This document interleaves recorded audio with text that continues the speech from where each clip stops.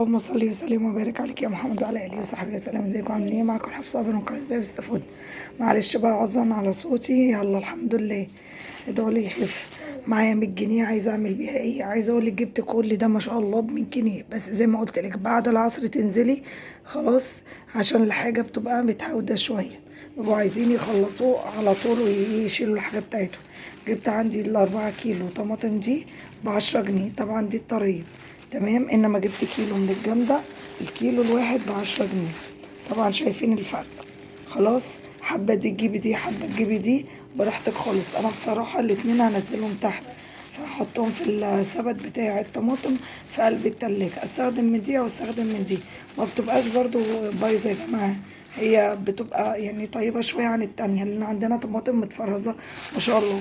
وجبت جزر ب5 جنيه. وجبت عندي البطاطس بقى، البطاطس بتتباع ب10، بس أنا جبت اللي هي اللي تعتبر صغيرة شوية ب6.5. تمام، جبت ب20 جنيه. وجبت ايه كمان؟ عندي الخيار، الخيار عامل 12 جنيه، جبت ب20.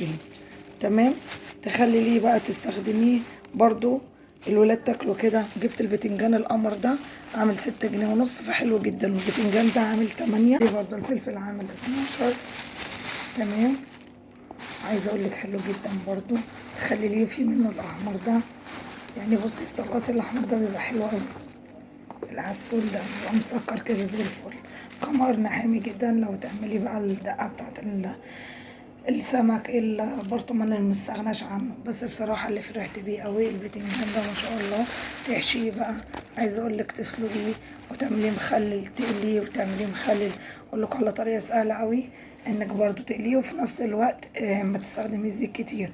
تحطي شوية زيت صغيرين جدا وتديله شق كده. تمام، وبعد كده تنزلي المخلل فيه، البتنجان ده فيه.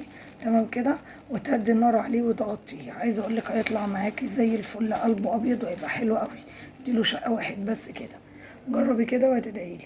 وطبعا البتنجان الرومي بقى نخلله نقليه مسقعه، الحركات دي كلها بجد بجد ما شاء الله. يعني انا متوقعتش بال100 جنيه انا هجيب ما شاء الله الكميه دي.